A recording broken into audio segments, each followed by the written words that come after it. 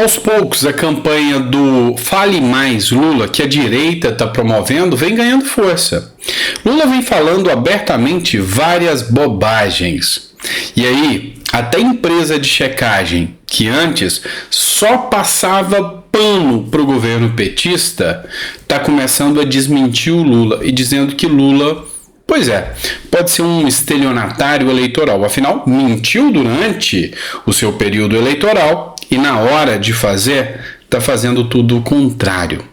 Vamos falar sobre isso, vamos falar sobre a questão da reforma tributária, enfim, muita coisa importante para a gente discutir ainda nesse editorial com você. É importante que você dê o like, compartilhe e se não é inscrito, se inscreva. Eu preciso pedir, lógico, para que o YouTube entenda a relevância do canal. Vamos começar? Bora lá! Olha só, essa matéria de checagem aqui, esse instituto de checagem é aos fatos. É o tipo de instituto que dificilmente você vê tecer críticas ao Lula. Mas a coisa está ficando tão escancarada que até eles têm que se sucumbir à realidade. Matéria do Aos Fatos. Falas de Lula em defesa da ditadura de Maduro na Venezuela contrastam com o discurso eleitoral. Ou seja, mentiu mesmo. Falou uma coisa e na prática é outra totalmente diferente.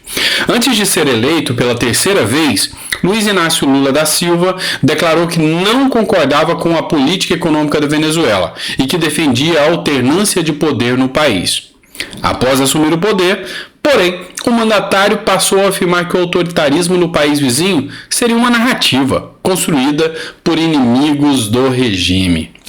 Ao começar a defender o regime ditatorial venezuelano, Lula passou a omitir e distorcer dados sobre a situação no país, cujo governo é acusado por organizações internacionais de perseguir dissidentes e faltar com a transparência nas eleições. O que você precisa entender sobre toda essa situação do Maduro e do Lula? As falas do Lula já não convencem sobre a Venezuela. Antes, você citar que Lula tinha alinhamento ideológico com ditadores, como o próprio Daniel Ortega, o Nicolás Maduro, se era taxado de fake news, de espalhar fake news, poderia ser até multado, o que aconteceu com alguns, inclusive a Carla Zambelli, o Nicolas Ferreira. E aí, agora, manter esse discurso ficou impossível porque Lula fala abertamente que são companheiros e defende esses mesmos, mesmo dentro da Mercosul. Mesmo que para isso precise causar briga com os Estados Unidos, com o Uruguai, com a União Europeia e com a própria ONU. Pois é, em um editorial que foi publicado no jornal Metrópolis, o Alto Comissário para os Direitos Humanos da ONU pediu a liberação de detidos ilegalmente na Venezuela. Lá ele falou que não há o devido processo legal, tem gente presa além do limite legal estabelecido para prisões provisórias. Lembra, né? Lembra aqui, eu sei. Também há perseguições de cunho político a jornalistas, pessoas presas, mortas, enfim. O alto comissário da ONU pede ao mundo que não passe a mão na cabeça da Venezuela. E adivinha quem passa? Pois é, o Lula. E isso é totalmente errado, totalmente equivocado. E quando a gente está falando de ditaduras, de Lula, afagando esses regimes não democráticos ou de democracia relativa, eu cito para vocês uma fala do Rubinho Nunes, que citou uma matéria da Revista Oeste. A polícia da Nicarágua invade convento e prende freiras brasileiras. O regime de Daniel Ortega negou o visto de residência das religiosas, invadiu, prendeu e tocou as freiras brasileiras. Não se pode evangelizar, não se pode falar de Cristo na ditadura da Nicarágua. Afinal, comunismo e o cristianismo não se misturam. E aí o Rubinho escreveu o seguinte: jornalista brasileira é agredida pelos seguranças do Maduro. Polícia da Nicarágua invade convento e prende freiras brasileiras.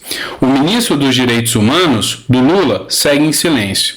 Os direitos humanos do PT só serve para defender bandido pelo jeito. Então é uma crítica contundente que o vereador, ele que é vereador, tem um cargo público, faz em relação ao governo PT e inclusive ao próprio ministro de Direitos Humanos do Brasil, que fica em silêncio quando o caso é esse. Inclusive, está rolando a CPMI das ONGs, a CPI das ONGs lá no Senado. E essa CPI, ela é muito interessante porque está havendo acusações das mais escabrosas de abusos de pessoas indígenas no Amapá, de tráfico de crianças, de órgãos. E o pessoal de direitos humanos está fingindo que isso não está acontecendo, está caladinho. É uma hipocrisia muito grande que a gente vê e talvez a gente fazendo esses vídeos, a gente consiga abrir um pouco a mente das pessoas para que elas não acreditem nas hipocrisias que são inventadas por aí. E por falar em hipocrisia, vem cá que eu tenho mais uma matéria para vocês. Essa matéria é do Valor Econômico e a gente está falando sobre a reforma tributária. Estímulos à economia verde são incorporados à reforma tributária. Veja quais. O relator incluiu mecanismos para estimular produtos mais sustentáveis. O que eu quero que você entenda aqui nesse editorial? Eu vou fazer a leitura e depois eu vou te explicar. Lembrando a vocês que é a minha especialização no direito. Eu sou especialista em direito tributário e é sobre isso aqui que eu quero explicar para vocês. Eles vão criar novos tipos de impostos aqui. A parecer preliminar, apresentado há uma semana, tem 4 mecanismos novos. E esses mecanismos visam criar impostos ambientalmente positivos. O principal é que o imposto seletivo, que vai ser um novo imposto a ser criado, incidirá sobre bens e serviços que façam mal à saúde e ao meio ambiente. Dentro do direito, você sabe qual é a definição de meio ambiente? Não é mato não, tá? Não é floresta, mato não. Meio ambiente é todo aquele ambiente que é necessário ao convívio do ser humano. Existe o meio ambiente do trabalho, existe o meio ambiente social, existe o meio ambiente da fauna, da flora. Tudo isso faz parte do meio ambiente. E aí, na prática, o que isso faz? Vai se criar um imposto a mais. Se eu entender que o cigarro é danoso ao meio ambiente, eu taco um imposto ali de 70% sobre ele. Tudo bem. Se eu entender que a pinga ou a cerveja é danosa, eu vou tacar o imposto que eu quiser sobre aquilo. E quem vai definir? Estados, municípios e União. E aí, se eu definir que um determinado tipo de conteúdo pode ser danoso à psique das pessoas, eu posso usar isso como manejo de perseguição? Se eu quiser beneficiar um dado produto e prejudicar a empresa nacional, eu posso criar um imposto sobre um determinado produto? Posso. Então, é uma autonomia grande demais que o governo passa a ter sem precisar do Congresso. Está pulando o Congresso. É complicado. E isso pode ser criado por decreto. Outra inovação é que o Imposto sobre Veículos Automotores, o IPVA, poderá ser progressivo em função do impacto ambiental do carro, moto, caminhão e a partir da reforma das embarcações e aviões. Com isso, os estados poderão cobrar a alíquota menor daqueles menos poluentes e ampliar a carga com as maiores emissões. Vamos lá. Quem não tem aí o seu carrinho mais antigo? Você acha que os carrões de hoje em dia tudo não vem com catalisador, menos poluente? Pois é. Então, eles podem pegar o seu opalão velho, a sua caminhonete velha, o seu fusquinha e tacar um imposto progressivo de até 10% do valor do seu carro por ano.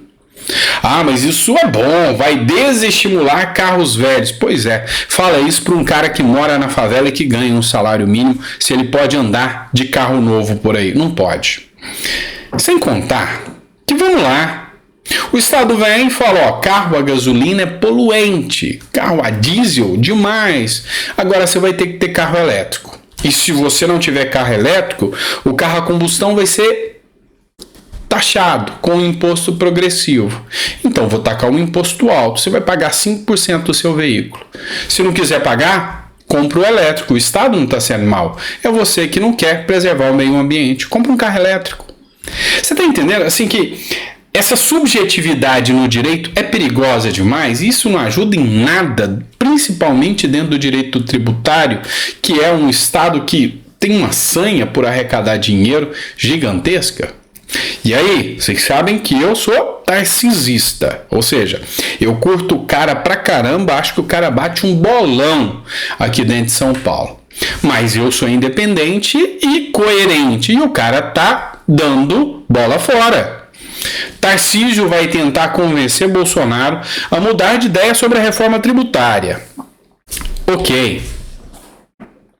Eu ainda não consegui vislumbrar, por isso que eu estou pesquisando mais sobre a visão que o Tarcísio está apresentando, está tendo, de que a reforma tributária é positiva. Até então eu não achei. E o meu papel aqui é cobrar.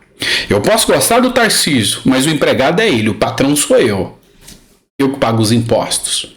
E é ele que está definindo como que eu vou pagar. Sabe, vocês têm noção tanto que isso é louco? Somos nós, brasileiros, que pagamos essa patifaria de imposto.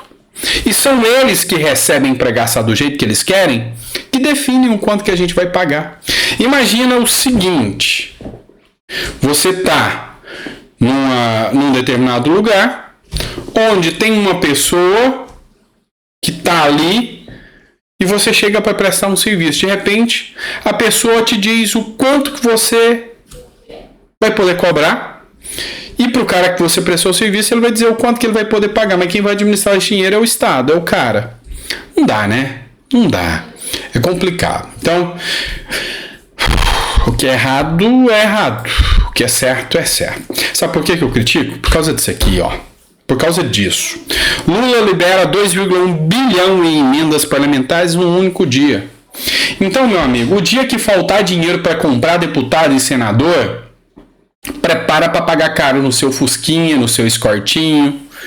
Meu primeiro carro foi uma Belina, do modelo Del Rey. Se você for mais antigo aí um tempinho, você vai lembrar o que é o Belinão Del Rey. Marca Ford, coisa impecável, coisa bonita. É lógico, era um carro velho, era o que eu podia. Um cara casado, recém-casado, uma Titanzinha velha, 2002, com 27 prestação para pagar, trabalhando de gesseiro. E eu precisava carregar saco de gesso, placa de gesso, afinal, barriga ronca. E aí, eu tinha minha Belininha velha, meu primeiro carro, mas que coisa bonita. R$3.500 foi o que eu paguei na época. Era motivo de orgulho para mim, porque era o que eu podia pagar. Era o que eu tinha condição de pagar. E aí, vira e mexe, ficava aquele medo de passar na Blitz quando eu não dava conta de pagar o imposto. É brabo. Você já deve ter passado por isso. Espero que não. Mas se já passou, você sabe o que eu tô falando. Agora imagina se no dia de pagar 2,1 bilhão para a turminha votar a favor dele, tiver faltando dinheiro no caixa. A sua Belina, que custou R$3.500 num ano, vai ter que pagar 350 de PVA. Por quê? Ele é poluente. Poluente? É poluente, nós precisamos de mais dinheiro. Taca imposto em cima deles. Pois é, meu amigo. É isso aí que pode acontecer. Então, se é para isso, não tem meu apoio não. Tô fora. Tá certo? Obrigado por ter ficado até o final do vídeo. Um grande abraço e até o próximo editorial.